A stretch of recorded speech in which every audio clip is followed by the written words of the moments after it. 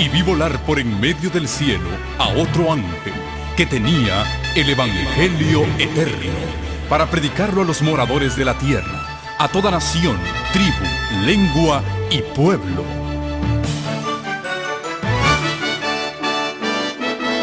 Con ustedes su programa cristiano con temas bíblicos de actualidad. Un programa que trae al mundo la verdad presente. Este es el Evangelio Eterno.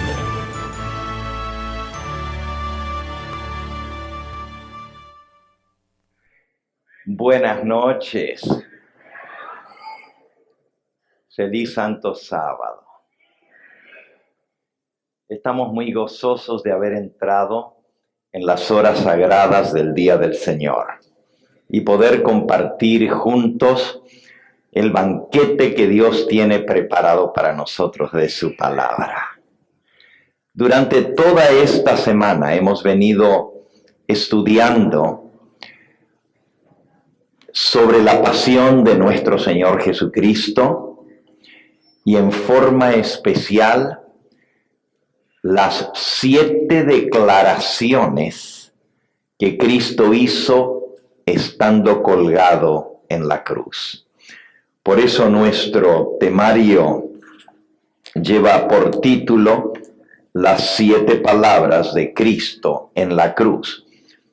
El miércoles vimos un poquito acerca de la última semana de Cristo antes de su muerte en esta tierra. Vimos sobre su condena, sobre la vía dolorosa de la cual nuestra hermana cantó en esta noche, y vimos también sobre su crucifixión. Y la primera declaración de Cristo, que fue: Padre, perdónalos porque no saben lo que hacen. El jueves por la anoche, vimos la segunda declaración de Cristo, estando en la cruz. Cuando uno de los 2 malhechores que fueron crucificados con él se arrepintió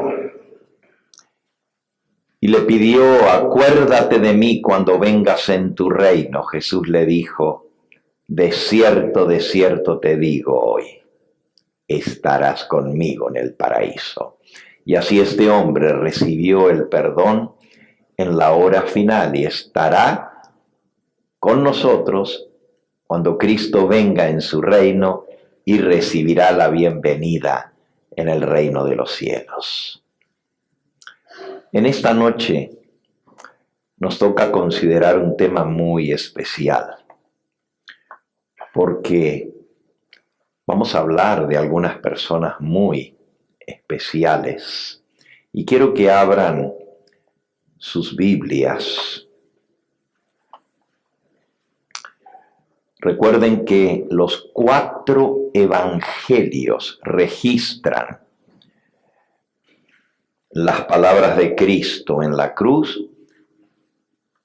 Algún evangelio registra unas, otra, pero en total son 7 declaraciones.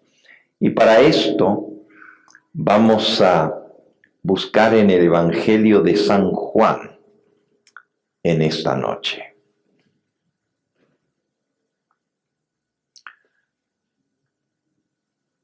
San Juan capítulo 19.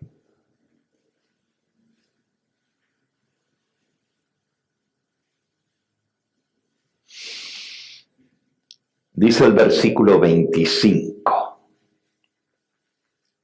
Estaban junto a la cruz de Jesús, su madre, y la hermana de su madre,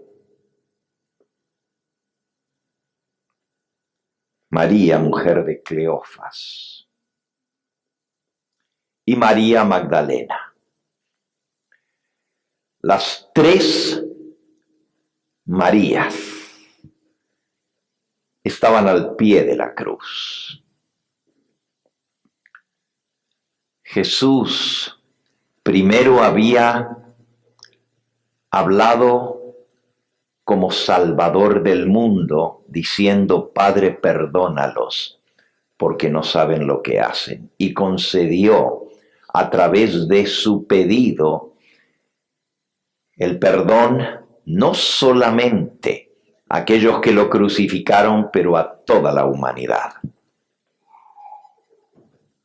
Luego, como profeta, Jesús había dicho, no lloréis a las mujeres por mí, llorad más bien por vosotras y por vuestros hijos,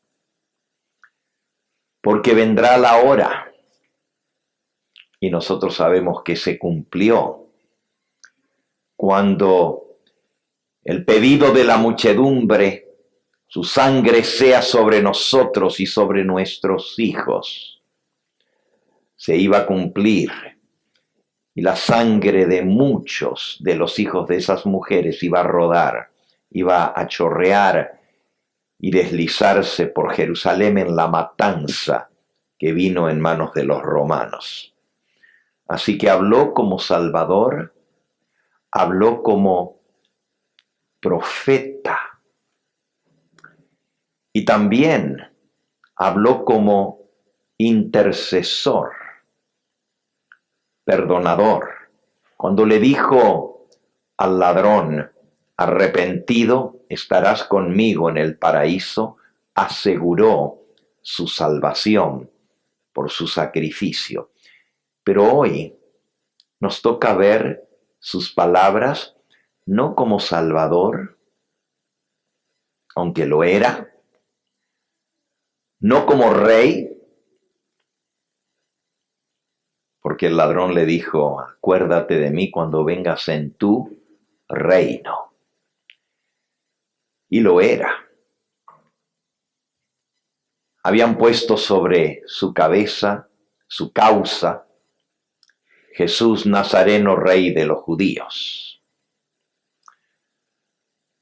Jesús no solamente habló como rey, habló como Salvador, habló como intercesor, como perdonador, pero hoy vamos a hablar que habla como hijo, como hijo. Y es muy impresionante lo que él dijo. Dice, el deseado de todas las gentes. Con asombro, los ángeles presentes en torno a la cruz contemplaron el amor infinito de Jesús, quien sufriendo la más inmensa agonía mental y corporal, pensó solamente en los demás y animó el alma penitente a creer. Si ustedes se fijan, todas sus declaraciones fueron en torno a los demás, no sobre sí mismo. Padre, perdónalos porque no saben lo que hacen. Estarás conmigo en el paraíso. En su humillación, se había dirigido como profeta a las hijas de Jerusalén, como sacerdote y abogado, había intercedido con el Padre para que perdonase a un homicida, y como Salvador amante había perdonado los pecados no solo de quienes lo crucificaron, sino de la humanidad. Pero mientras pendía de la cruz y su respiración se iba haciendo más entrecortada, le costaba más poder exhalar el aire porque estaba cansado. Y cada vez que respiraba y tenía que exhalar, tenía que aflojar los músculos del diafragma para poder expulsar el aire y empujarse con sus pies hacia arriba, mientras su espalda rozaba la tosca cruz y se le clavaban las astillas en su espalda lacerada. Pero Jesús contemplaba a la gente a su alrededor, y mientras sus ojos amorosos recorrían la multitud que lo rodeaba, su mirada se posó en una escena que acabamos de leer. Al pie de la cruz estaban su madre, su tía, la hermana de su madre, y María Magdalena. Tres mujeres muy cercanas a la vida de Cristo Jesús y a su ministerio. María, la madre de Jesús, no podía permanecer mucho tiempo lejos de su hijo en el momento más crucial, cuando ya estaba hablando en forma entrecortada y se acercaba la hora aciaga. Hubo un momento en que María se sintió morir, se desplomó al pie de la cruz, y Juan, el discípulo amado, sabiendo que el fin de Jesús se acercaba, la había retirado de la cruz. Pero ahora, después de que ella insistió que quería estar al lado de su hijo, la acercó nuevamente. Y en ese momento final, justo antes de morir, Jesús recordó a su madre. Mirando su rostro pesaroso, ya no podía llorar, se le habían acabado las lágrimas. La vio angustiada, doblada bajo el dolor. Y dice el versículo 26, cuando vio Jesús a su madre y al discípulo a quien él amaba, que estaba presente, dijo a su madre: mujer, he aquí tu hijo. Y dirigiéndose al discípulo, versículo 27, le dijo: he aquí tu madre. Y dice el mismo apóstol Juan, que escribió esta historia, porque ese es el discípulo a quien Jesús amaba, y desde aquella hora el discípulo la recibió en su casa. La mensajera del Señor, en el deseado de todas las gentes, dice: Juan comprendió las palabras de Cristo. No solamente vio a María angustiada, pero también vio a Jesús preocupado por su madre, y lo comprendió todo. Aceptó el cometido que Jesús le pidió en la hora final de su vida. Y dice el versículo: y desde aquella hora, aquel discípulo la recibió en su casa. En medio de su dolor físico y de su tortura y angustia mental, Jesús tuvo cuidado reflexivo para su amada madre. No tenía dinero con qué proveer para su madre cuando él ya no estuviera. Todas sus posesiones eran las que había traído puestas, y ni siquiera esas las tuvo en el momento de su muerte, porque ya leímos El versículo anterior, del 24, dice, dijeron entre sí, no partamos su túnica, sino echemos suerte sobre ella a ver de quién será. Y esto fue para que se cumpliese la escritura que decía, repartieron sobre sí mis vestidos y sobre mi ropa echaron suertes, y así lo hicieron los soldados. Toda posesión material que Jesús tenía le fue quitada en el momento de su muerte. Literalmente se cumplió lo que dice la escritura en el libro de Job: desnudo salí del vientre de mi madre, desnudo me iré de este mundo. Y literalmente así fue, no tenía nada a su nombre. Él mismo había dicho antes, las zorras tienen cuevas, las aves tienen nidos, pero el Hijo del Hombre no tiene ni siquiera dónde reposar su cabeza. No tenía posesiones materiales.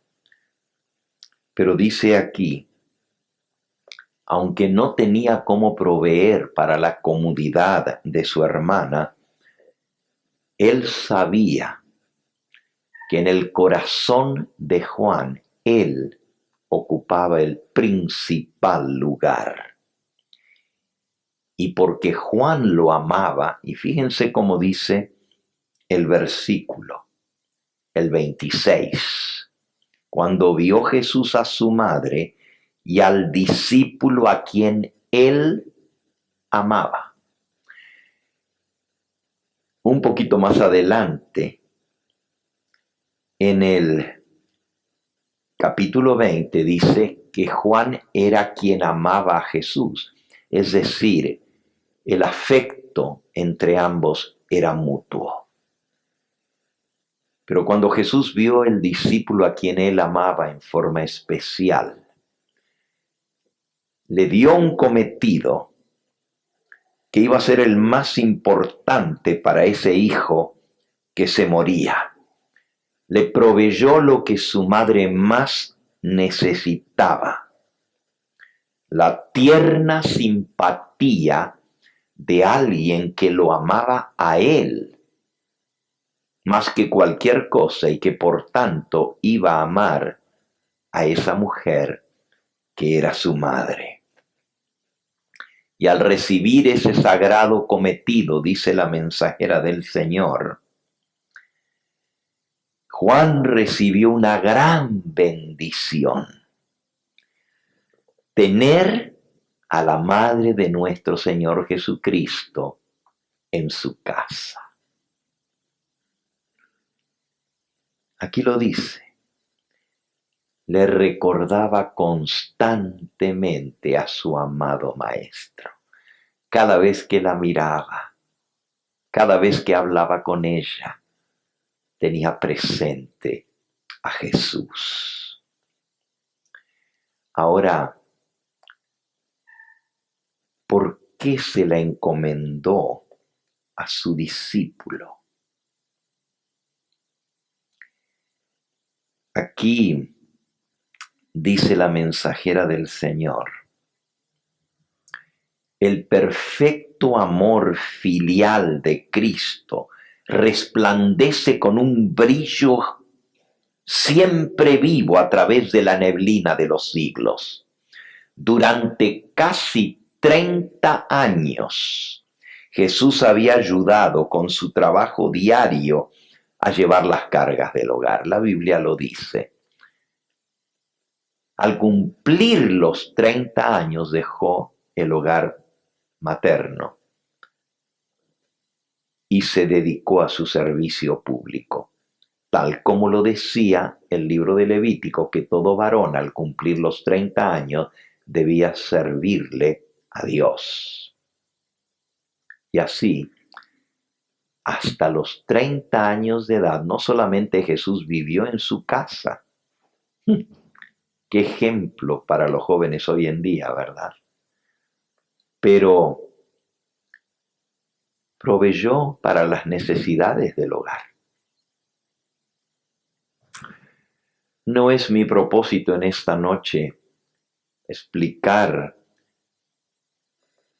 los miembros del hogar de Jesús. La única relacionada de sangre con él era su madre.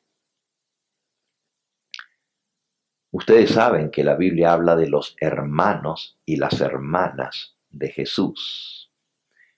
Este mismo libro, El deseado de todas las gentes, declara que cuando José recibió a María, se comprometió a casarse con ella. José era viudo. Está explicado aquí en este libro. Y él ya tenía hijos de un primer matrimonio. Esos son los hermanos y hermanas de Jesús. Eran hermanos y hermanas, hijos de su padre, hermanos de crianza, porque realmente no llevaban la misma sangre, ya que Jesús tampoco era hijo de José, físicamente hablando. Por supuesto, es más padre que físicamente. Y José fue un padre para Jesús durante toda su vida. Pero aquí dice algo más todavía. Aquí dice, sigo leyendo, durante casi 30 años Jesús había ayudado con su trabajo diario a llevar las cargas del hogar. Y ahora, en su última agonía,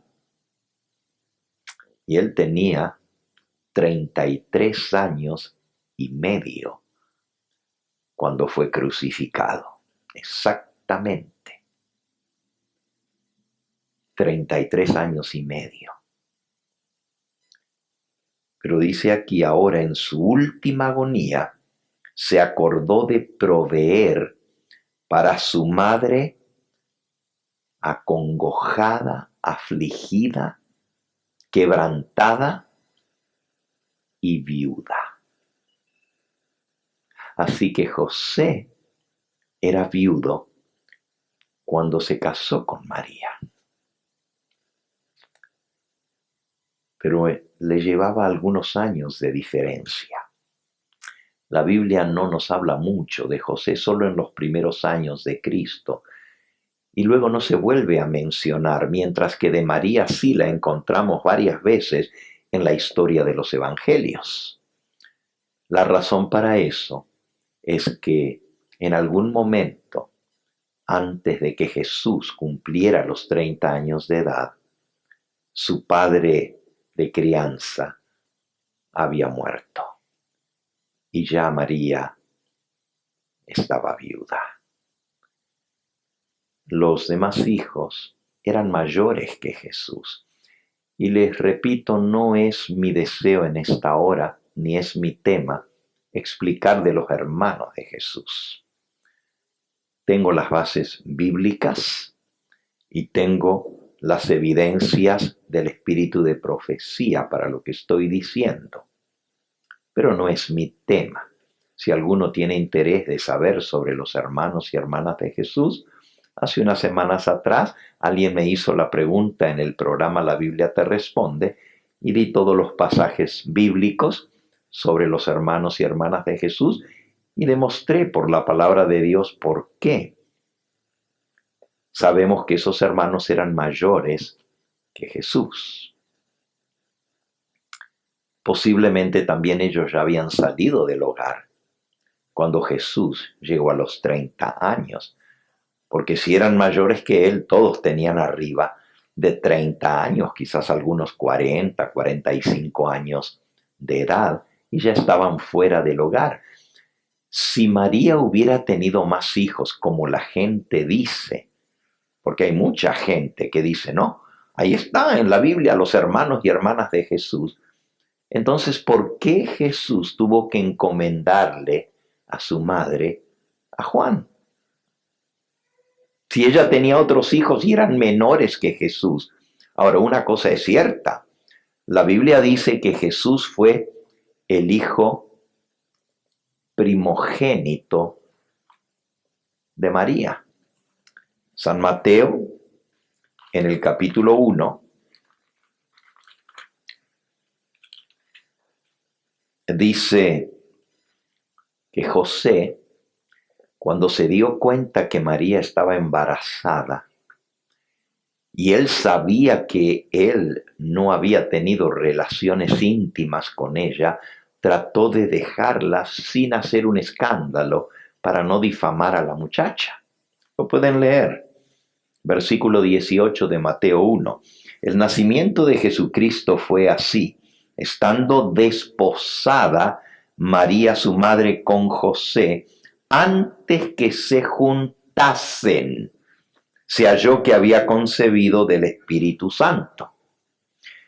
José, su marido, como era justo y no quería infamarla, quiso dejarla secretamente. Todavía no estaban unidos, no habían vivido juntos. Era su prometida, pero ya estaba desposada.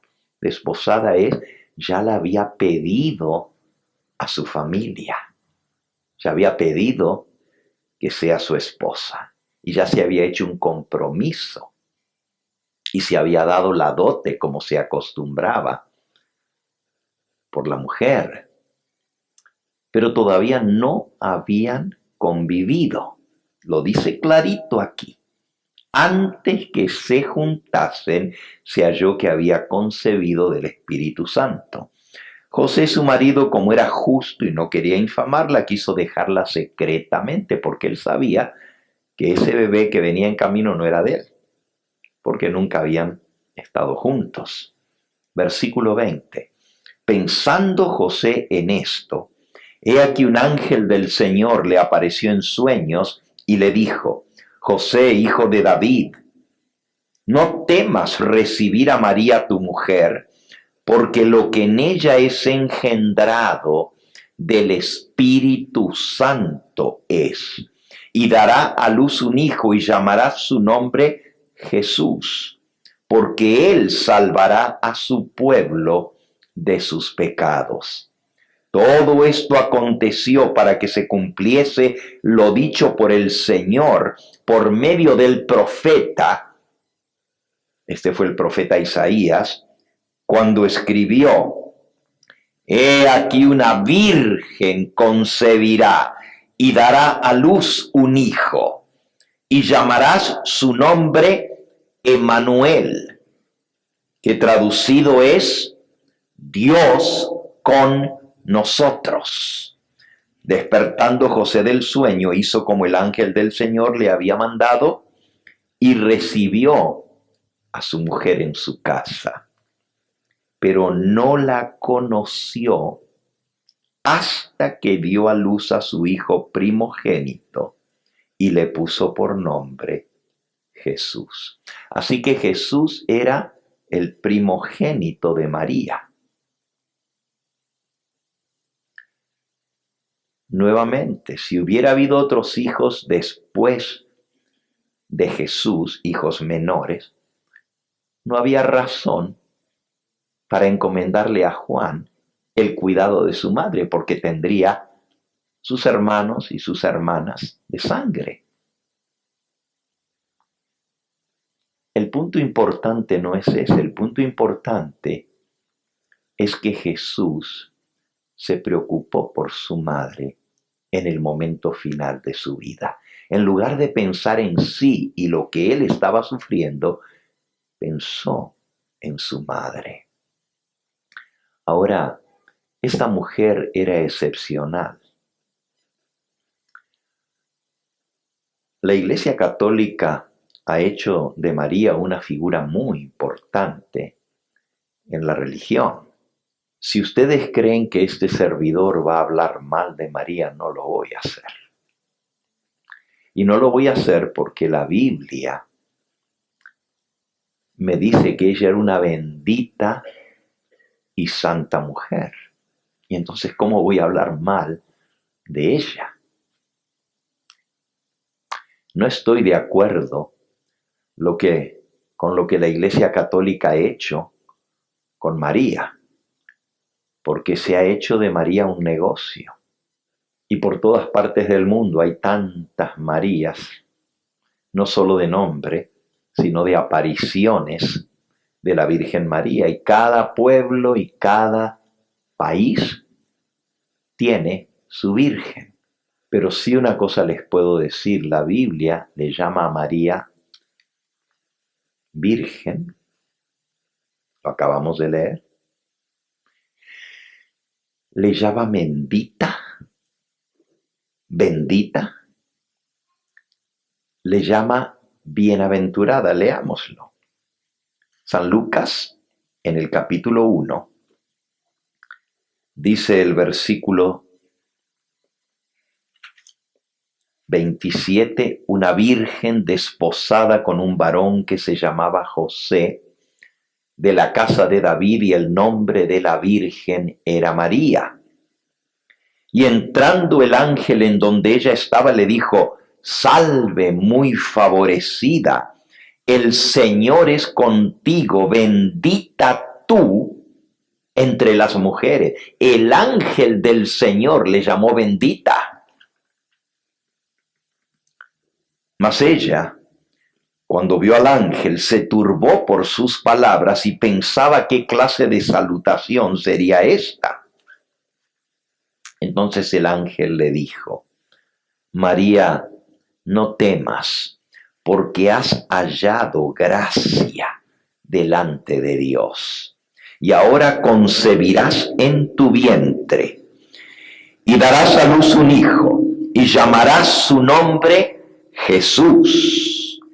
Este será grande y será llamado Hijo del Altísimo, y el Señor le dará el trono de David su padre, y él reinará sobre la casa de Jacob para siempre, y su reino no tendrá fin.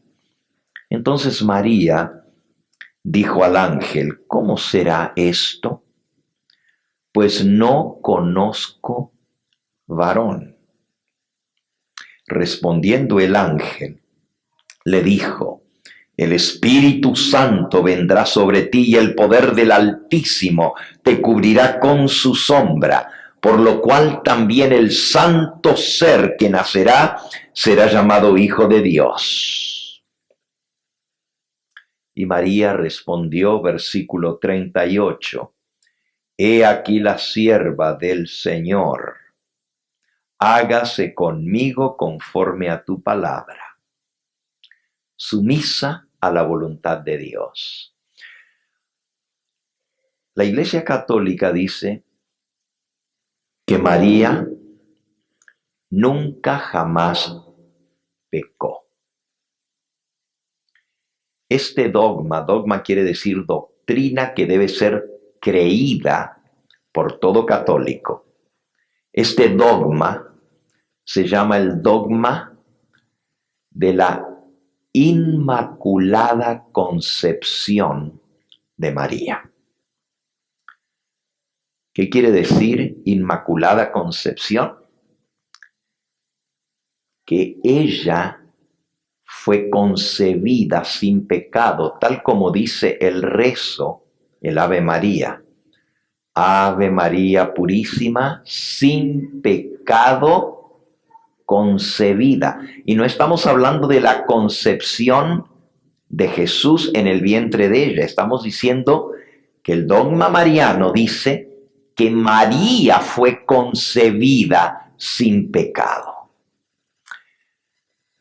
Este dogma no tiene una base en los evangelios ni en las sagradas escrituras. Realmente la Biblia dice que no hay justo ni siquiera uno. El único que fue concebido por el Espíritu Santo fue Cristo.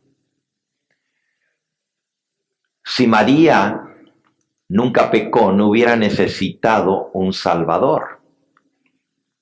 Y sin embargo, allí en el mismo Evangelio de Lucas, cuando ella fue a visitar a su prima Elizabeth, que ya tenía 6 meses de embarazada con Juan el Bautista, aquella mujer que nunca había podido tener hijos, que era estéril, y ahora Dios hizo el milagro de darle un hijo, dice en el versículo 39, aquellos días, levantándose María, fue deprisa a la montaña, a una ciudad de Judá, y entró en una casa, en la casa de Zacarías, y saludó a Elizabeth. Y aconteció que cuando oyó Elizabeth la salutación de María, la criatura saltó en su vientre, y Elizabeth fue llena del Espíritu Santo, y exclamó a gran voz y dijo: bendita tú entre las mujeres, y bendito el fruto de tu vientre. ¿Por qué se me concede esto a mí, que la madre de mi Señor venga a mí? Porque tan pronto como llegó la voz de tu salutación a mis oídos, la criatura saltó de alegría en mi vientre. Y bienaventurada la que creyó, porque se cumplirá lo que le fue dicho de parte del Señor. Entonces María dijo: engrandece mi alma al Señor, y mi espíritu se regocija en Dios mi Salvador. Si María nunca pecó, no necesitaba un Salvador. Y sin embargo, ella le llamó a Dios su Salvador, porque ha mirado la bajeza de su sierva, pues desde aquí, ahora, me dirán bienaventurada todas las generaciones. Así que cuando hablamos de la madre de nuestro Señor Jesús, tenemos que decir la bendita y la bienaventurada Virgen María, porque así le llamó el ángel, porque así ella misma dijo: de ahora en adelante todas las generaciones me llamarán bienaventurada. Por supuesto que Dios escogió muy bien a la que iba a ser el vaso en el cual se iba a vaciar la divinidad.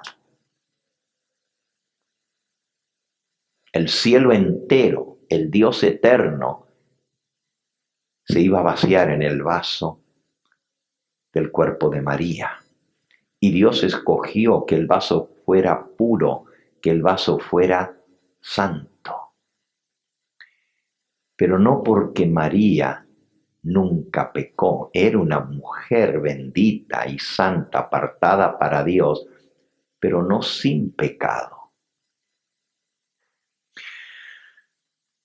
Cuando el niño nació, María fue a dedicar al niño al Señor en el templo. Y en el capítulo 2 de Lucas, dice: cumplidos los 8 días, versículo 21, para circuncidar al niño le pusieron por nombre Jesús, el cual había sido puesto por el ángel antes que fuera concebido. Y cuando se cumplieron los días de la purificación de ellos, conforme a la ley de Moisés, le trajeron a Jerusalén para presentarle al Señor. Como está escrito en la ley del Señor: todo varón que abriere la matriz será llamado santo al Señor.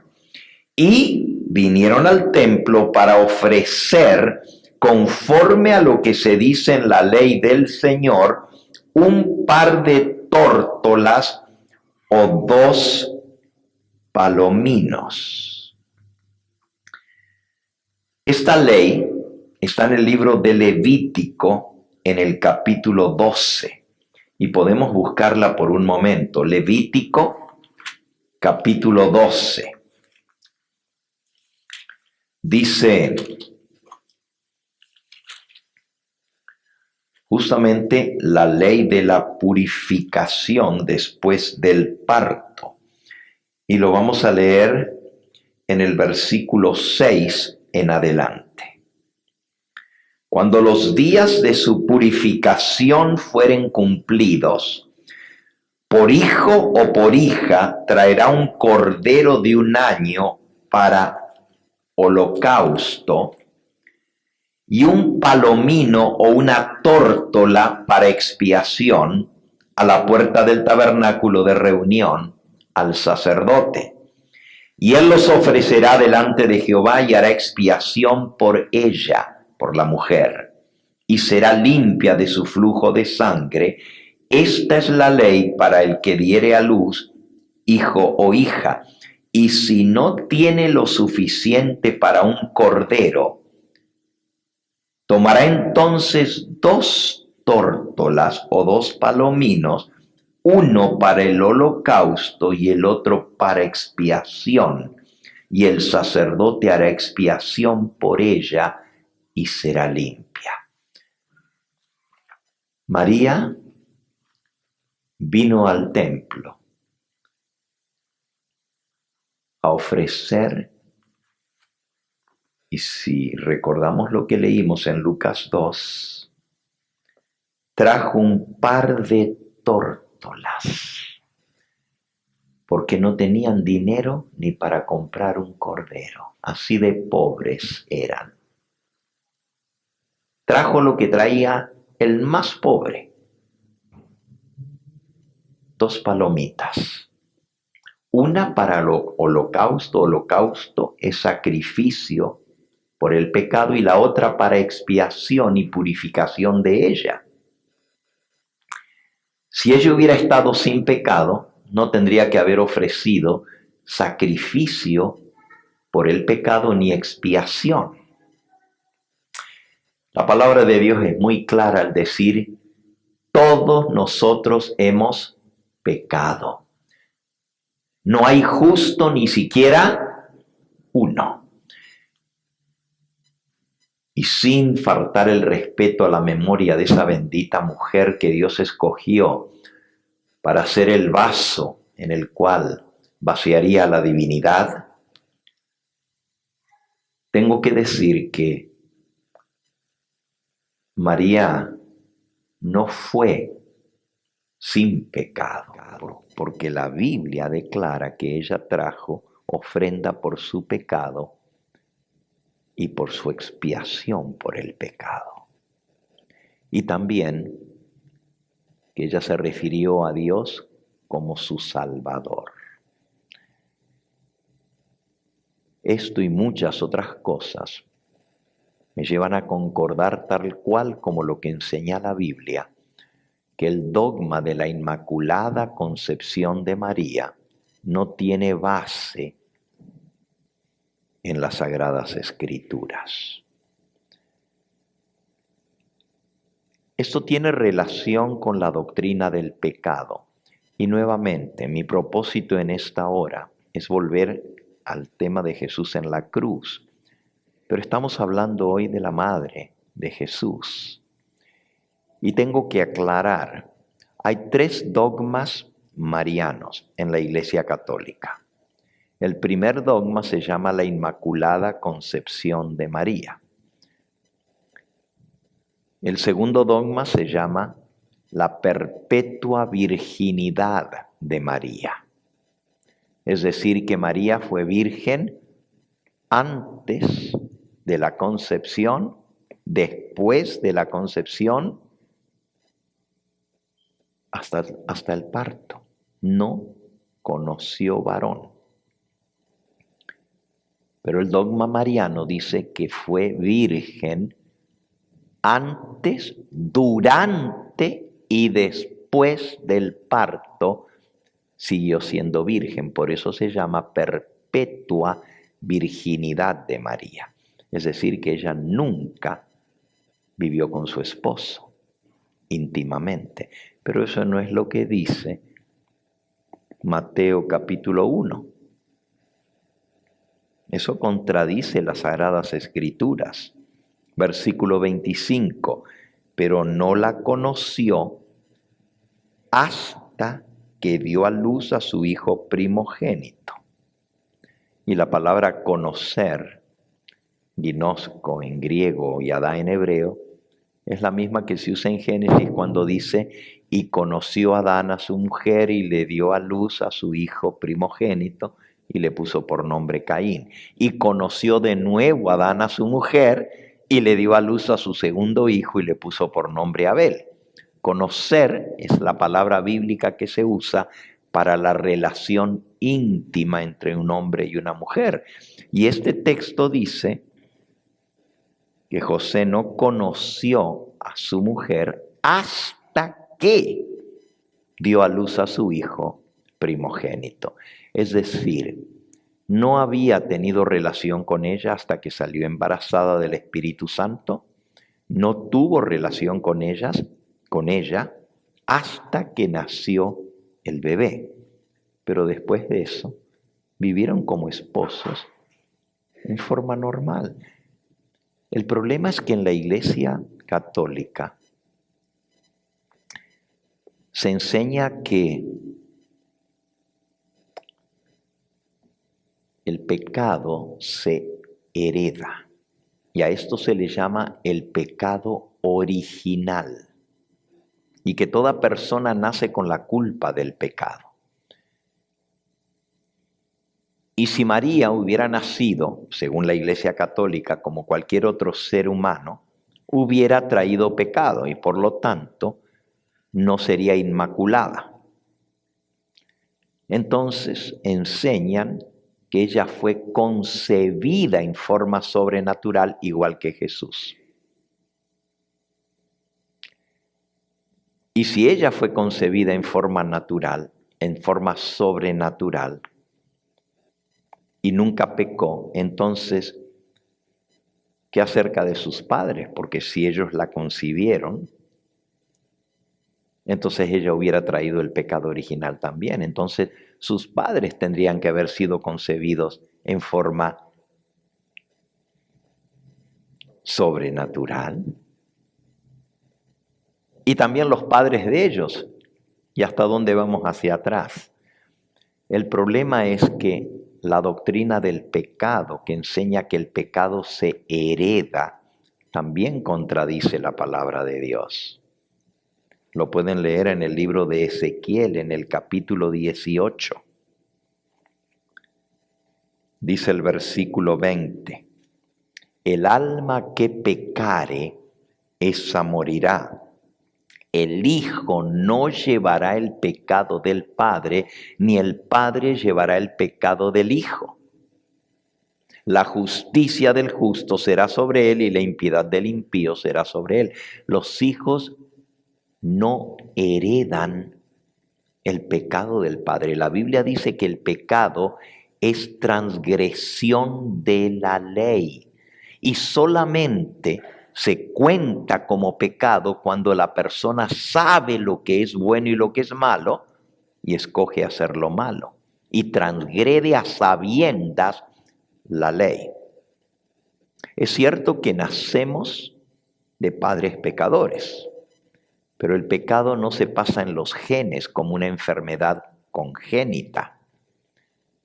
Se pasa la debilidad hacia lo malo, pero no el pecado ni la culpa del pecado, porque el Hijo no lleva el pecado del Padre. Entonces el primer dogma mariano, que es la Inmaculada Concepción de María, no tiene base bíblica.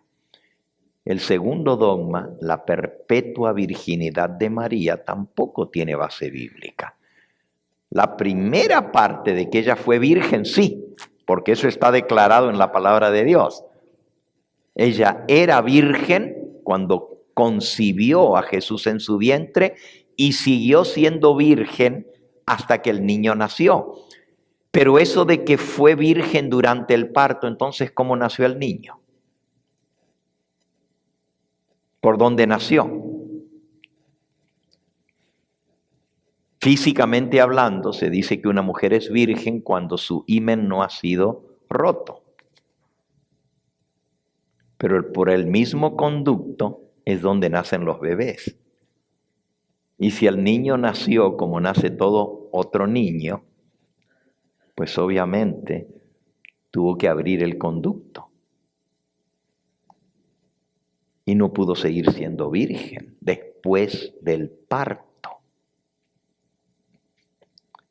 Y si no, pues entonces Dios tuvo que hacer que el niño pasase sin romper el himen. El tercer dogma mariano declara que María es madre de Dios. Y a primera vista puede parecer que eso es cierto. Bueno, si María fue la madre de Jesús y Jesús es Dios, entonces María es madre de Dios. Pero hay un problema con eso. Dios es eterno. Dios no tiene comienzo ni tendrá fin. Dios no llegó a ser, siempre ha sido. Y Dios no tiene padre ni madre, porque es eterno. Entonces, ¿cómo María puede ser madre de Dios? María, la bienaventurada Virgen María, fue madre de nuestro Señor Jesucristo, como hombre, pero no como Dios, aunque cuando Él nació era Dios, pero no recibió la divinidad de María. De María recibió su naturaleza física, pero su deidad, el hecho de que era Dios, siempre lo tuvo. No lo heredó ni lo recibió de María. Por lo tanto, tampoco podemos aceptar de que María es madre de Dios. María es madre de Jesús, de nuestro Señor Jesucristo. Habiendo dicho esto que he querido dejar claro, tampoco estoy de acuerdo con la adoración que se le da a María. Si les leo, y tengo algunas citas que ya no lo voy a hacer en esta noche, del libro de San Alfonso de Ligorio, Las Glorias de María, se sorprenderán. Las estaba leyendo aquí en el escritorio antes de pasar y aquí las tengo, pero solamente les menciono lo que dice el libro de San Alfonso.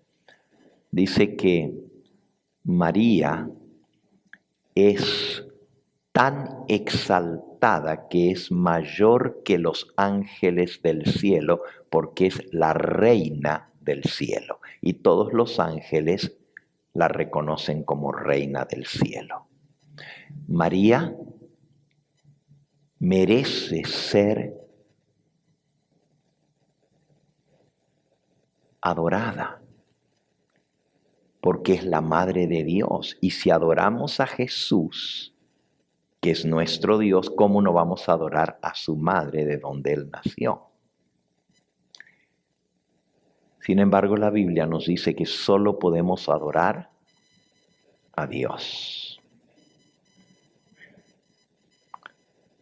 María tampoco es corredentora, es decir, ella no derramó su sangre por nosotros. Ella no murió por nosotros, solo Cristo murió por nosotros. María tampoco es mediadora y no puede rogar por nosotros, como dice el rezo: Santa María, Madre de Dios, ruega por nosotros, pecadores, ahora y en la hora de la muerte. Amén. Ahí está incluidos los dogmas marianos. Santa María, Madre de Dios, ruega por nosotros. Eso significa que ella es mediadora, que puede rogar a Dios por nosotros. Pero el único mediador entre Dios y los hombres es Jesucristo. Primera de Timoteo, capítulo 2 y versículo 5. Primera de Timoteo, capítulo 2 y versículo 5. Porque hay un solo Dios y un solo mediador entre Dios y los hombres, Jesucristo, hombre. ¿Y por qué Él es el único mediador entre Dios y los hombres? Versículo 6, porque Él se dio a sí mismo en rescate por todos. El único que puede mediar, que puede interceder por nosotros, es el que dio su vida por nosotros. Nadie más. Hay un solo mediador. El Señor Jesús lo puso de esta manera en San Juan capítulo 14 y versículo 6. Yo soy el camino y la verdad y la vida. Nadie viene al Padre sino por mí. Así que no podemos ir a Dios ni por la intercesión de María, ni por la intercesión de los santos. Solo podemos venir a Dios a través de Cristo, porque Él es el único mediador. Ahora, es muy interesante porque en el mundo cristiano católico, María ocupa un lugar exaltado. Como la Biblia dice que solo se puede adorar a Dios, el católico ha sido enseñado que a María no la adoramos, sino que le rendimos dulía. Hay 3 palabras que se usan con respecto a la adoración. La primera es latría, y latría quiere decir adoración. Esto es en el idioma latín, latría. Eso solamente a Dios. Dulía es respeto, honra y veneración para los santos. Pero la Virgen María está entre Dios y todos los demás a quien se les rinde veneración. Se llama el culto a María hiperdulía, que significa más. Hiper quiere decir por encima de, más que homenaje, más que respeto, porque está por encima de todos los santos y todos los ángeles por ser la Madre de Dios. Es triste que se haga un lado a Cristo para darle el honor a María.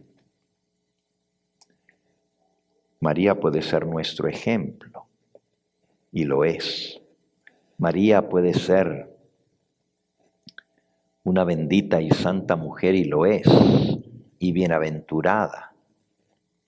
Pero María no es nuestro Salvador, ni tampoco es Dios. Solo Dios, dice el mandamiento, debe ser adorado. Al Señor tu Dios adorarás, y solo ante Él te postrarás. Y esas palabras las dijo el Señor Jesús cuando le habló a Satanás, cuando el diablo dijo, todos estos reinos te daré si postrado me adorares. Y Jesús le dijo, al Señor tu Dios, dice la Escritura, adorarás, y solo a Él te postrarás. Habiendo dejado aclarado esto sobre esta bendita y santa mujer, ¿no creen ustedes que es una contradicción que haya tanta gente que dice ser devota de María y sin embargo no siguen el ejemplo de María y no obedecen su mandato? En toda la Biblia hay un solo mandato, una sola orden que dio la Virgen María, y una sola, en toda la Biblia. ¿Ustedes saben cuál fue la orden que dio María? El único mandato registrado que ella dio. Lo pueden buscar, está en el Evangelio allí mismo, en el Evangelio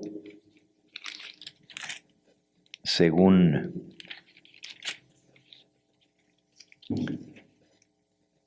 San Juan, en el capítulo 2. La historia son las bodas de Caná, y Jesús había sido invitado con sus discípulos a las bodas a un pueblito que quedaba cerquita de Nazaret, donde él se había criado. Y la que estaba en la misma fiesta era la madre del Señor Jesús. Versículo 1. Al tercer día se hicieron unas bodas en Caná de Galilea y estaba allí la madre de Jesús. Y fueron también invitados a las bodas Jesús y sus discípulos. Y faltando el vino, la madre de Jesús. Noten cómo la Biblia le llama. La madre de Jesús, la madre de Jesús. Nunca se le llama en toda la Biblia la madre de Dios. Solamente se le llama la madre de Jesús. Y es más, recién en el concilio de Éfeso, en el año 431, se decretó que a María se debía llamarle la madre de Dios, porque en la Biblia solo se le llama la madre de Jesús. Y faltando vino, la madre de Jesús le dijo, no tienen vino. Y Jesús le dijo, ¿qué tienes conmigo, mujer? Aún no ha venido mi hora. No es que a Jesús le faltó el respeto, es una manera respetuosa de dirigirse. En aquella época, decirle guné o mujer era una forma respetuosa. Por eso también cuando él se estaba muriendo, le dijo a María, mujer, he aquí tu hijo. Nosotros diríamos mamá o madre mía o mamacita, en señal de cariño, pero en señal de respeto se decía mujer. Y aquí Jesús se dirige con mucho respeto a ella diciendo, ¿qué tienes conmigo, mujer? Aún no ha venido mi hora. ¿Por qué? Porque María quería que Jesús se manifestase como lo que él era. Y por eso se dirige a él. No tienen vino, haz un milagro. No había llegado el momento. Pero entonces dice, su madre dijo a los que servían, haced todo lo que él os dijere. Y estaban allí 6 tinajas de piedra para agua, conforme al rito de la purificación de los judíos, en cada una de las cuales cabían 2 o 3 cántaros. Y Jesús les dijo, llenad estas tinajas de agua. Y las llenaron hasta arriba, y entonces le dijo, sacad ahora y llevadlo al maestresala. Y se lo llevaron, y cuando el maestresala probó el agua hecha vino, sin saber de dónde era, aunque lo sabían los sirvientes que habían sacado el agua, llamó al esposo y le dijo, todo hombre sirve primero el buen vino, y cuando ya han bebido mucho, entonces el inferior, mas tú has reservado el buen vino hasta ahora. Este fue el principio de las señales que hizo Jesús en Caná de Galilea, y manifestó su gloria, y sus discípulos creyeron en él. Después de esto descendieron a Capernaum, él, su madre, sus hermanos y sus discípulos, y estuvieron allí no muchos días. Noten que ya para esta altura menciona a la madre de Jesús, menciona a los discípulos, menciona a sus hermanos, pero José ya no es mencionado porque ya no estaba con María, había fallecido. Entonces, el único mandato que María dio fue, haced todo lo que él os dijere. No hay otra orden que ella dio. Haced todo lo que él os dijere. Y saben, fue una buena orden. Porque si todos hiciéramos lo que Jesús dice, qué bendición fuera, ¿verdad? Y Jesús dijo, si me amáis, guardad mis mandamientos. Y si hacemos todo lo que Él nos dice, guardaremos sus mandamientos. Ahora, no solamente los que dicen ser devotos de María no obedecen el mandato de María, pero tampoco siguen su ejemplo. Y perdonen que hable tan francamente. María dijo, haced todo lo que Jesús os dijere. Y Jesús nos dice, si me amáis, guardad mis mandamientos. Y sin embargo, hay mucha gente que no guarda los mandamientos, pero sí son devotos de María. Y lo segundo, el ejemplo de ella. Y ese lo leímos la primera noche, el miércoles, pero vamos a leerlo nuevamente. San Lucas, capítulo 23. Ya leímos que había 3 Marías al pie de la cruz. Y dice en Lucas 23, versículo 49. Pero todos sus conocidos y las mujeres que habían seguido desde Galilea estaban lejos mirando estas cosas. Había un varón llamado José de Arimatea, ciudad de Judea, el cual era miembro del concilio, varón bueno y justo, que también esperaba el reino de Dios y no había consentido en el acuerdo ni en los hechos de ellos, fue a Pilato y pidió el cuerpo de Jesús. Y quitándolo, lo envolvió en una sábana y lo puso en un sepulcro abierto en una peña en el cual aún no se había puesto a nadie. Era el día de la preparación y estaba para comenzar el día de reposo. Y las mujeres que habían venido con él desde Galilea siguieron también y vieron el sepulcro y cómo fue puesto su cuerpo. Y vueltas prepararon especias aromáticas y ungüentos y descansaron el día de reposo conforme al mandamiento. Y el primer día de la semana, muy de mañana, vinieron al sepulcro trayendo las especias aromáticas que habían preparado y algunas otras mujeres con ellas. Jesús murió un viernes a las 3 de la tarde. Antes de la puesta del sol, decidieron bajar los cuerpos de la cruz para que no estuvieran en la cruz en el sábado, como aprendimos anoche. A Jesús no le quebraron las piernas, a los otros 2 sí les quebraron las piernas.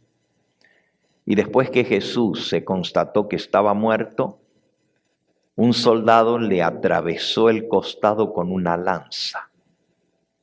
Se cercioraron que estaba muerto y entonces José pidió el cuerpo de Jesús para bajarlo de la cruz y ponerlo en un sepulcro. Lo envolvió en una sábana. Anoche les expliqué que el lugar donde Jesús fue crucificado era el Monte de la Calavera. Y allí cerquita, y lo leímos en San Juan, había un huerto de olivas y viñedo.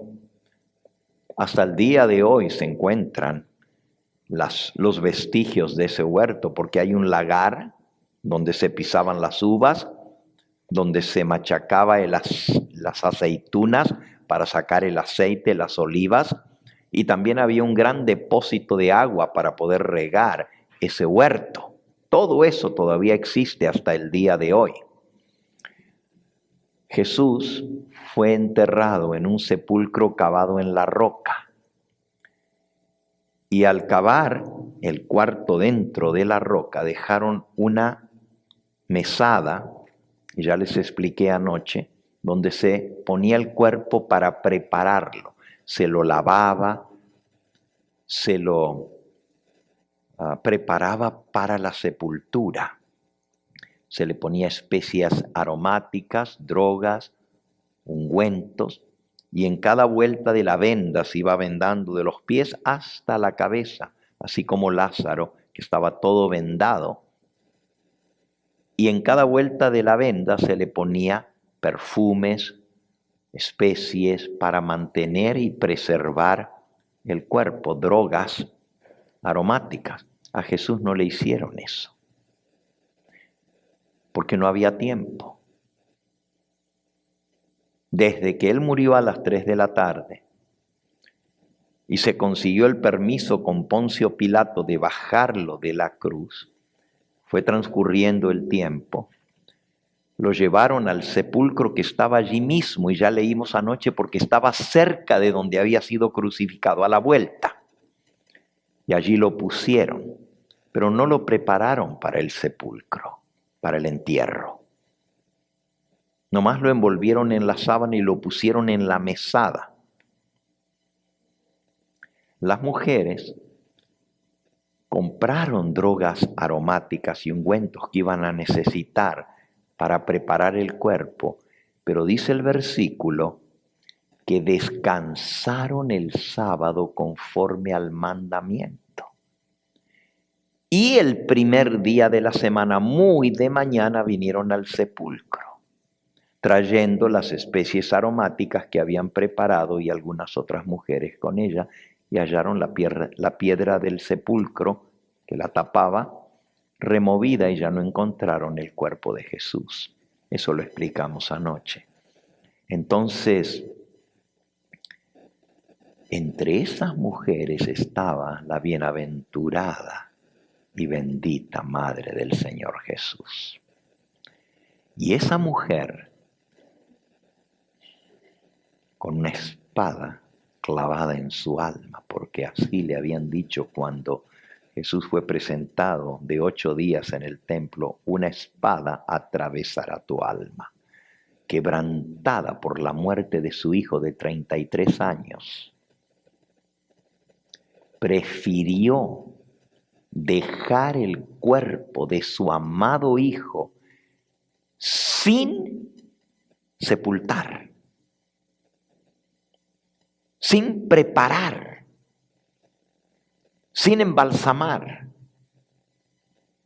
para no transgredir el mandamiento del sábado. Ese es el ejemplo que la Virgen María nos dio. Guardó el sábado conforme al mandamiento. Eso está en el versículo anterior al 24:1.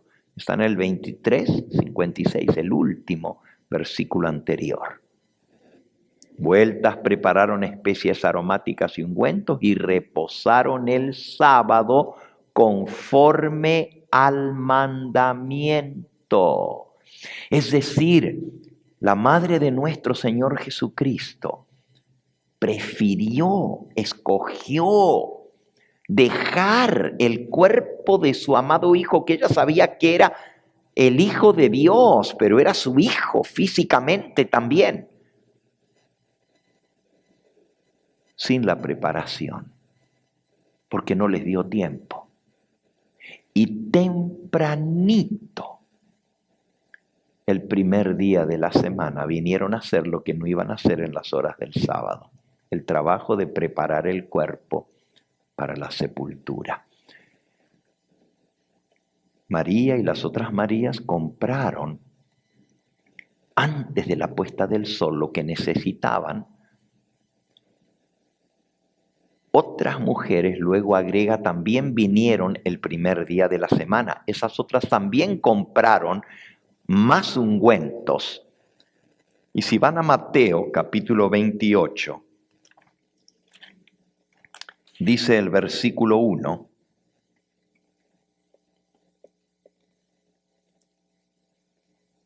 voy a leer de la Reina Valera del 60, dice: pasado el día de reposo, al amanecer del primer día de la semana, vinieron María Magdalena y la otra María a ver el sepulcro.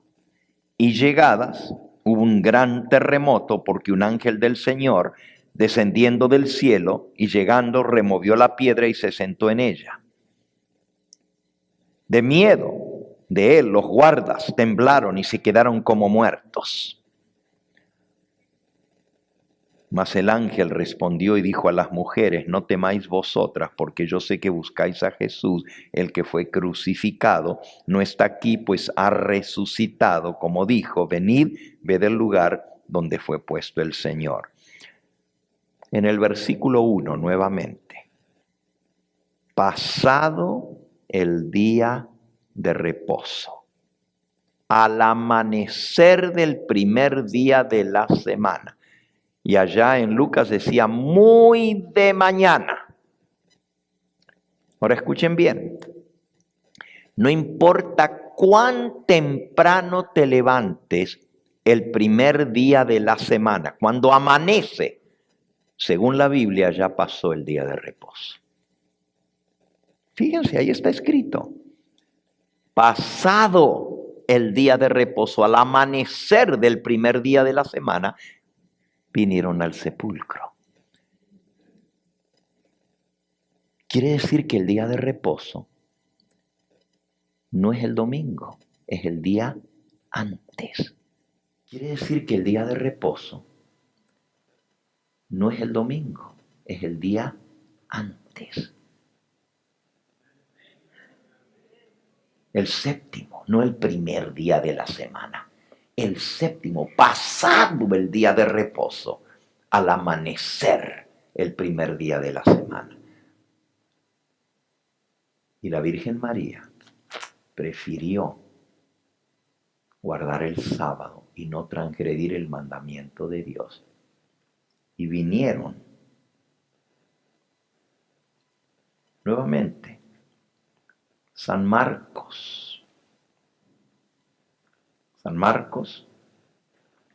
capítulo 16, versículo 1. Cuando pasó el día de reposo, María Magdalena, María la madre de Jacobo y Salomé compraron especies aromáticas para ir a ungirle. Versículo 2. Y muy de mañana, el primer día de la semana, vinieron al sepulcro, ya salido el sol. Ya se había pasado el día de reposo. Muy de mañana, el primer día de la semana, vinieron al sepulcro. Lo que no hicieron en sábado, lo vinieron a hacer el primer día de la semana. Qué paradoja, qué contradicción. Millones de personas dicen ser devotos de María. La exaltan como si fuera el mismo Cristo. Y sin embargo, ni obedecen su mandato a hacer todo lo que Él os diga, ni siguen su ejemplo, guardar el sábado como ella lo guardó. Entonces, ¿de qué sirve decir que somos devotos de María si no seguimos el ejemplo? ¿Cómo se honra a padre y madre, como dice el quinto mandamiento? Obedeciéndoles, siguiendo su ejemplo. En el deseado dice así: en su última agonía, en los suspiros finales, Jesús se acordó de proveer para su madre viuda y afligida. El mismo espíritu se verá en todo discípulo de nuestro Señor. Los que siguen a Cristo sentirán que es parte de su religión respetar a sus padres y cuidar de ellos. Los padres y las madres nunca dejarán de recibir cuidado reflexivo y tierna simpatía de parte del corazón donde se alberga el amor de Cristo. Si Cristo está en el corazón, todo hijo va a respetar a su padre y a su madre. Ese es el ejemplo de Jesús. Ese es el ejemplo de María.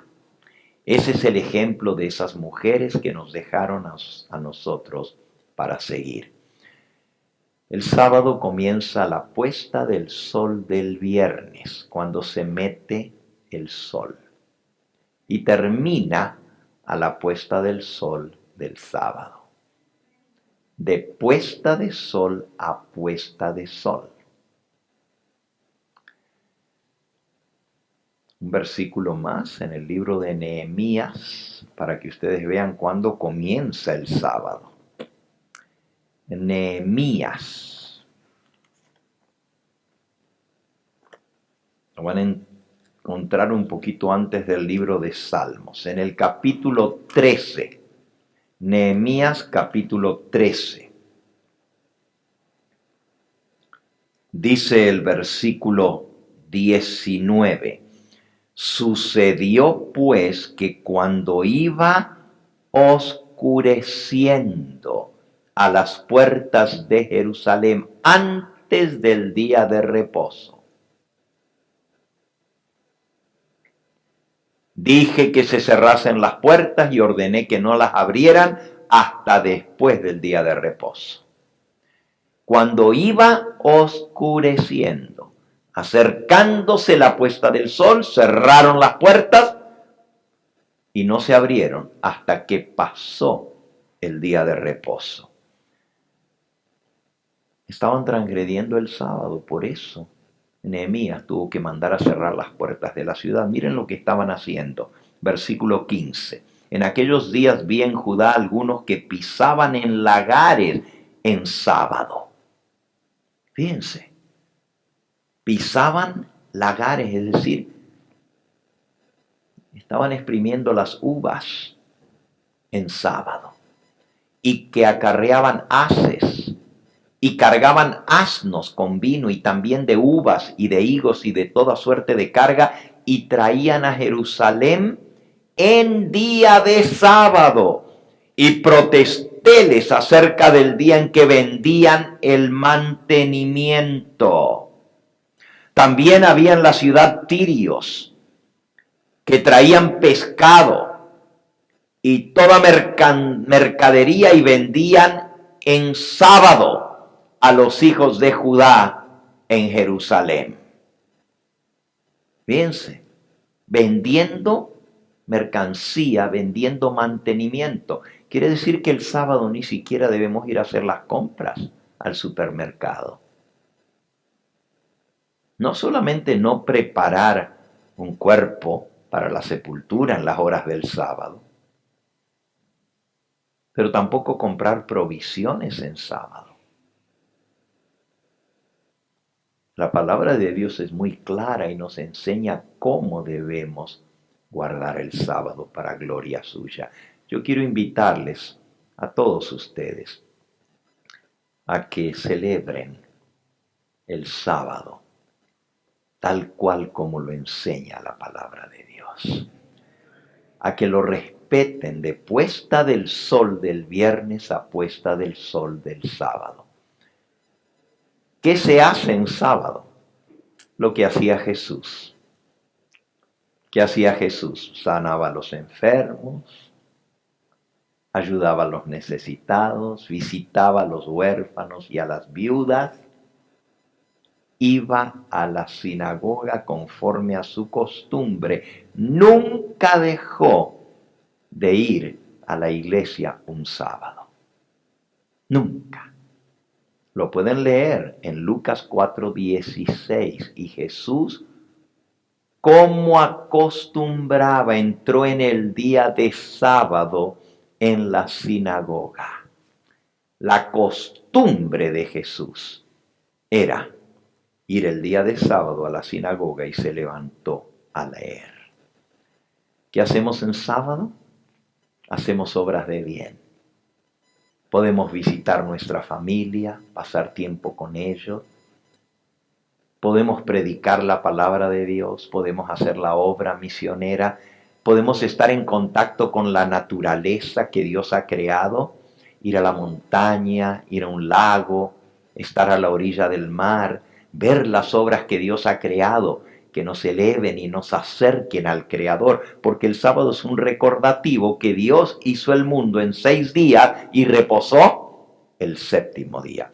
Pero el sábado también me recuerda que Cristo descansó no solo en la creación, sino también en la redención. Terminó la obra creadora al principio del mundo un viernes y dice la Biblia que Él descansó. El sábado lo bendijo y lo santificó. ¿Cuántos de ustedes creen que la Virgen María es bendita? ¿Puedo ver las manos? ¿Por qué creen que es bendita? ¿Porque ustedes lo creen? ¿Esa la hace bendita? ¿Por qué es bendita? Porque la palabra de Dios lo declara. No porque yo lo diga ni porque ustedes lo digan. Bendita tú entre las mujeres. ¿Cuántos creen que la Virgen María es santa, apartada para Dios? ¿Puedo ver las manos? ¿Y por qué creen que es santa? ¿Porque yo lo digo? ¿Porque ustedes lo creen? ¿Por eso ella es santa? No, porque la palabra de Dios lo declara. Esa santa mujer y el santo ser que saldrá de ti será llamado Hijo de Dios. Ahora les pregunto, ¿cuántos creen que el sábado es bendito? ¿Lo creen? ¿Porque yo lo digo? ¿Porque ustedes lo creen? Porque la palabra de Dios así lo declara. ¿Y cuántos creen que el sábado es santo? Puedo ver las manos. No porque yo lo diga ni ustedes lo crean. La palabra de Dios dice que Cristo bendijo el sábado y lo santificó, porque en él reposó de todo lo que había hecho. Mañana vamos a tener unos temas muy impresionantes. Por la mañana vamos a ver, Dios mío, ¿por qué me has desamparado? Y también la otra palabra de Cristo, tengo sed. Y por la tarde vamos a estudiar consumado es.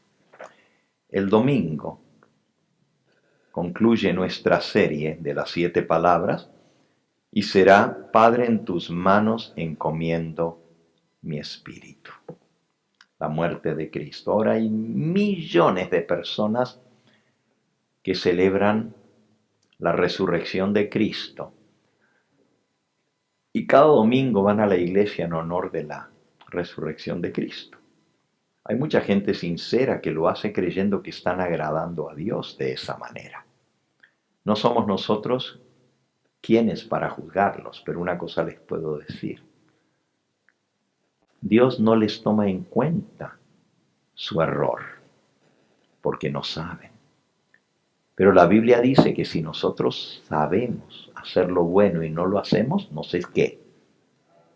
Pecado. Dice en el libro de Eclesiastés.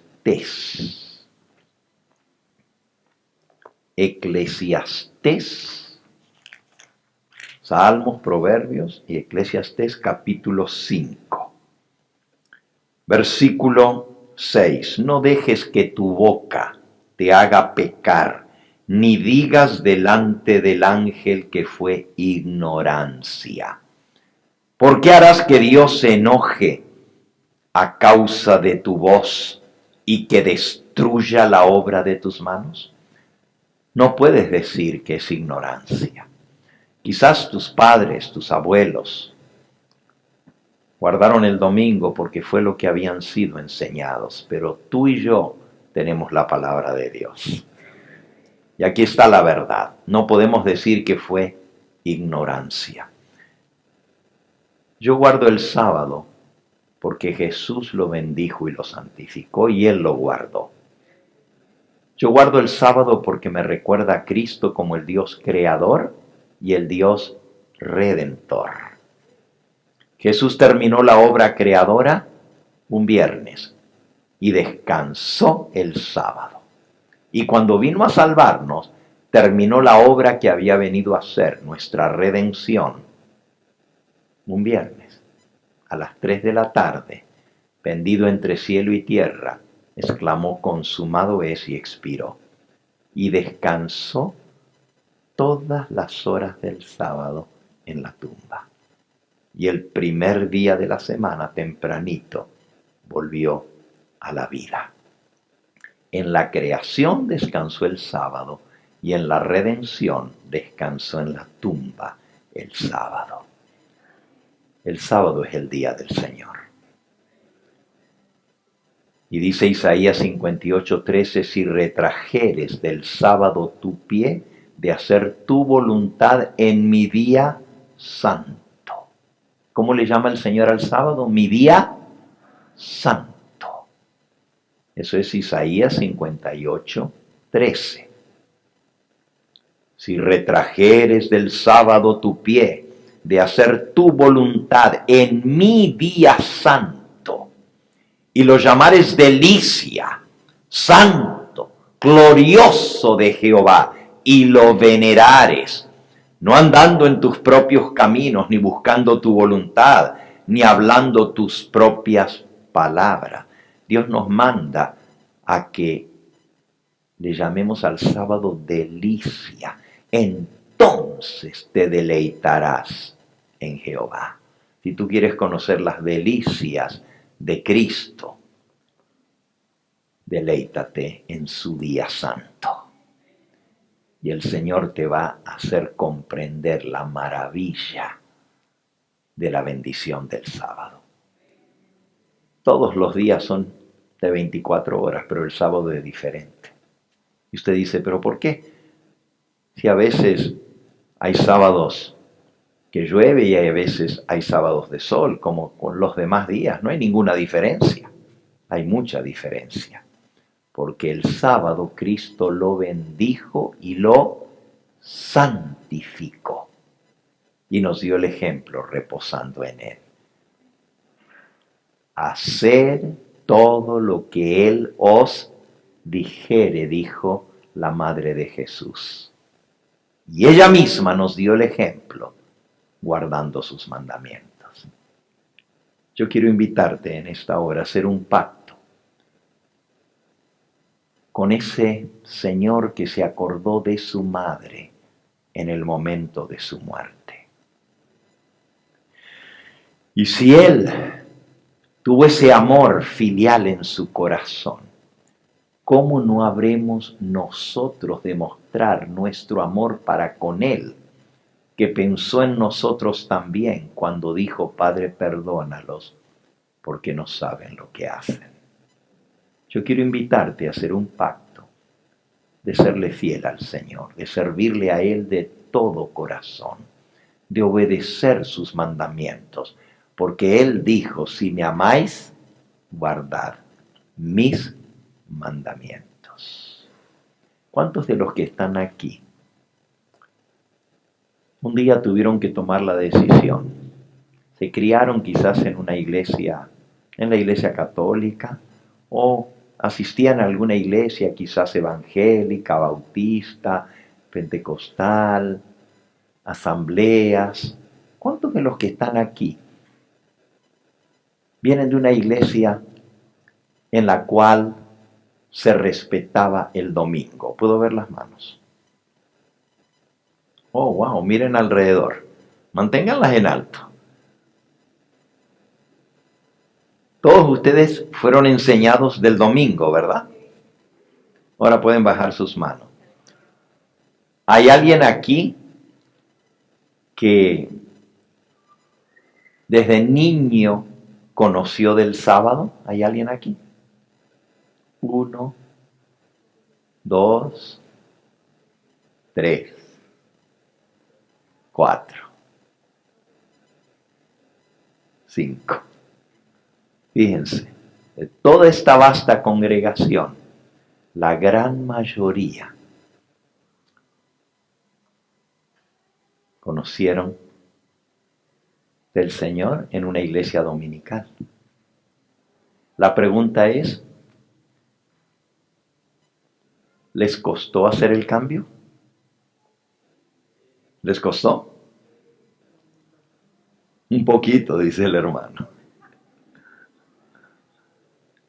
¿Se sienten tristes por haber dejado el domingo?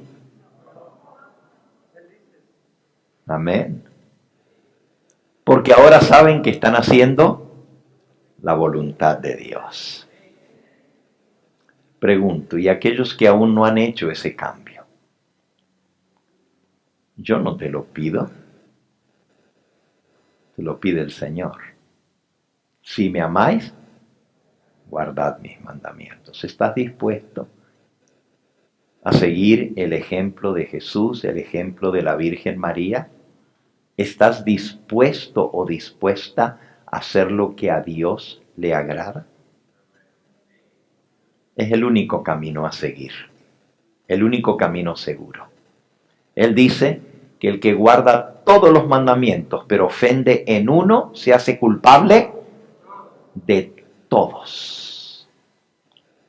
Por amor a Él, hemos de guardar su santa ley y su santo sábado.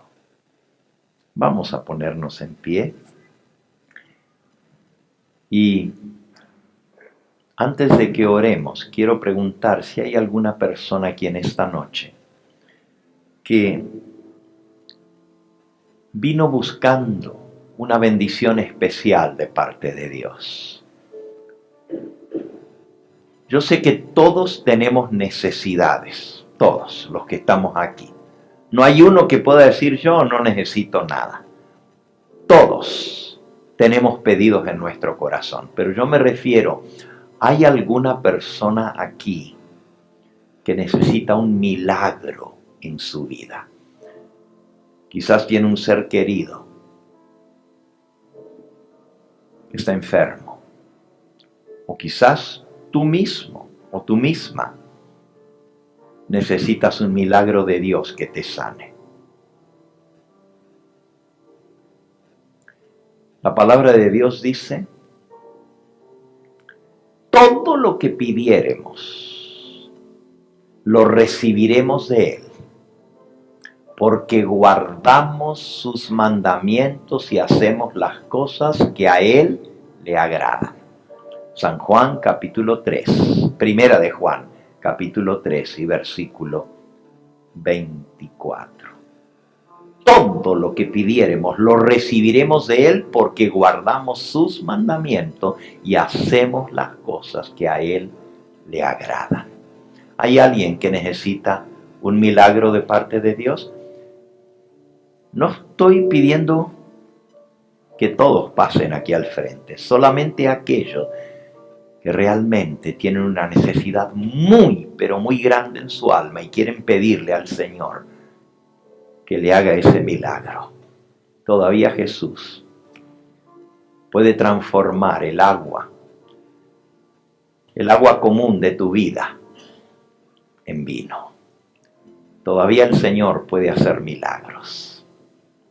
Yo quiero invitar a aquellos que quieren que oremos por ustedes para que el Señor le haga un milagro en su vida, que pasen aquí adelante para orar por ustedes. Vengan. Si hay algo muy grande que le estás pidiendo a Dios, acércate. Oh, wow, son todos. Son todos, casi todos. Quizás hay alguien en esta noche que quiere pedirle al Señor, yo quiero serte fiel, Señor. Yo no conocía lo que ahora estoy conociendo. Quizás hay alguien aquí que quiere decir, Pastor Gambetta, ore por mí, porque ahora que yo entiendo esta verdad del sábado, yo necesito que Dios me fortalezca para obedecerla. ¿Hay alguien aquí que todavía no tuvo la oportunidad de guardar el sábado, pero que hoy le ha quedado claro en su mente y quiere decir, yo soy esa alma, pastor, ore por mí porque yo quiero hacer la voluntad de Dios? ¿Quieres levantar tu mano allí donde estás? Amén, amén, amén, amén. Oh, wow, amén. Veo muchas manos. ¿Hay alguno que hoy está guardando su primer sábado con nosotros? ¿Hay alguien aquí? Amén. Amén. Gloria a Dios por eso. Gloria a Dios. Qué bonito. Qué bonito es verles. Vamos a orar por ustedes, que el Señor los fortalezca y que encuentren el deleite que se encuentra en Cristo. Vamos a pedir con fe. Lo que tengas en tu corazón, díselo. Díselo porque la Biblia dice que a Dios le gusta que le pidamos. Dice, pedid y se os dará. Buscad y hallaréis. Tocad y la puerta se abrirá, porque todo aquel que pide, recibe. Vamos a pedirle con fe, creyendo que recibiremos lo que le pedimos, y el que nos ha prometido lo cumplirá. Va a ser un poquito difícil, porque estamos muy juntos, que nos arrodillemos. Los que puedan, nos vamos a postrar, y los demás allí donde están, inclinen su rostro en reverencia delante del Todopoderoso. Nuestro Padre y nuestro Dios, aquí ante tu presencia, hemos comprendido que eres nuestro único mediador, que no hay otro sino tú, el Creador y el Redentor. Hemos confirmado en nuestro corazón la verdad de que tú apartaste desde la creación del mundo un día para que sea tu día santo. Y Señor, queremos darte gracias por el conocimiento y la luz que nos has dado. Quiero pedirte en forma muy especial por aquellos que hoy, por primera vez, están guardando el sábado con nosotros. Oh Señor, tú has iluminado su mente para que conozcan y vean la verdad. Ahora dales tu Espíritu Santo para que puedan caminar en la luz que tú les has mostrado. Te pido, Señor, que les fortalezcas al tomar la decisión de guardar tus mandamientos por amor a Cristo Jesús. Y aquí, al frente y en los pasillos, hay muchas almas que han venido necesitadas. Tú conoces, Señor, la angustia de cada corazón. Somos carne, Señor, somos débiles, somos polvo, y nuestros días se pasan como un suspiro, pero confiamos en un Dios todopoderoso, y sabemos que tú puedes hacer este favor, este milagro que nosotros te estamos pidiendo, no porque lo merezcamos, sino porque tú dijiste que lo que pidamos en el nombre de Jesús, tú lo darás para gloria de tu nombre. Pongo delante de ti cada petición. Quizás tú viniste aquí al frente, apretujando en tu mano un pedido y dices, es muy insignificante para que el que rige todo el universo y mantiene a las galaxias en su lugar, se fije en esto y me haga un milagro a mí. Puedes abrir tu mano y lo que traes en tu mano, ese pedido, presentárselo al Señor, que Él lo va a tomar en cuenta por amor a su Hijo. Todo lo que pidiereis al Padre, dijo Jesús, en mi nombre, yo lo haré. Abre tus manos y dile, Señor, aquí está el pedido. Lo elevo a ti, tú lo conoces, tú conoces mi corazón. Dame lo que mi alma necesita, no lo que yo creo que es mejor, sino lo que tú sabes que es para mi bienestar eterno. Si estás pidiendo por un ser querido, dile al Señor en esta hora, Señor, acuérdate de mí, acuérdate de mi hermano, de mi hermana, de mi madre, de mi padre, de mi hijo que anda en malos caminos, de mi hija que está perdida, y tráela a ti, Señor. Haz el milagro en la vida de ellos para gloria de tu nombre. Y el Todopoderoso escucha nuestra oración y nos responde: Hijo mío, hija mía, con amor inmenso te he amado. Por eso te tengo misericordia. Padre Santo, danos lo que te pedimos para que podamos glorificar tu nombre y decir: servimos a un Dios vivo y todopoderoso. Despídenos con tu bendición. Que tu Espíritu Santo trabaje en cada corazón en esta hora. Que los que han de recibir el bautismo el día de mañana puedan sellar su pacto contigo para vida eterna. Y si hay alguno que aún está dudando allí en el valle de la decisión, que esta noche sea la noche de la decisión y selle su pacto contigo para salvación. Despídenos de este lugar, pero que la bendición de tu santo sábado nos acompañe durante todo este día.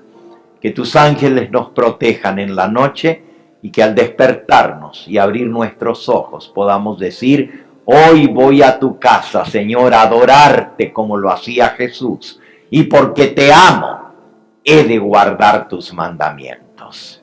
Te lo pedimos en ese bendito nombre que es sobre todo nombre, en el nombre de Jesús, nuestro Salvador. A Él sea la gloria y la honra por los siglos de los siglos. Amén, Señor. Este fue el Evangelio Eterno, su programa cristiano de actualidad bíblica, trayendo al mundo la verdad presente.